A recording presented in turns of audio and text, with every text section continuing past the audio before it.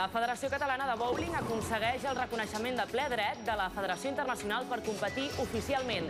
És un pas important per l'esport català, ja que el reconeixement arriba en una disciplina que forma part del Comitè Olímpic Internacional.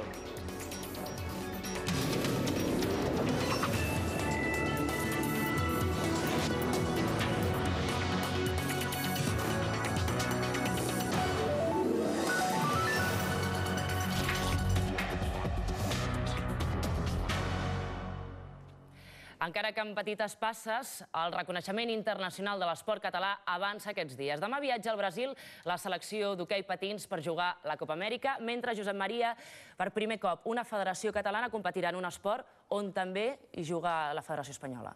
Doncs, segons ha pogut saber TV3, és la Federació de Bowling, és a dir, de bitlles, que ja és membre de ple dret de la Federació Internacional, un organisme del tot reconegut pel Comitè Olímpic. En aquest cas, tots els esforços de la Federació Espanyola no han pogut evitar la ratificació, com en el seu dia va passar amb la Federació d'Hoquei Patins. Acaba aquí un llarg camí que aquesta vegada s'ha portat amb molta discreció. Aquest és Joan Ricart, president de la Federació Catalana de Bitlles i Bowling i home clau en el reconeixement internacional que ha aconseguit aquest esport. La Federació Catalana ja és membre de ple dret de la Federació Internacional, una entitat reconeguda pel Comitè Olímpic Internacional. Això vol dir que podrà participar en les mateixes competicions al marge de la Federació Espanyola. És el primer cas d'una federació catalana que estigui, diguéssim, reconeguda per una federació internacional.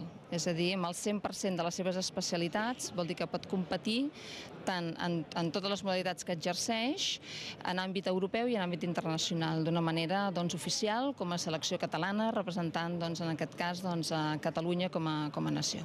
Tot i els esforços de la Federació Espanyola per impedir-ho, sembla que aquest cop una federació catalana podrà portar els seus propis equips en les competicions internacionals. El bowling té unes 3.000 llicències a Catalunya i és un dels esports més practicats arreu del món.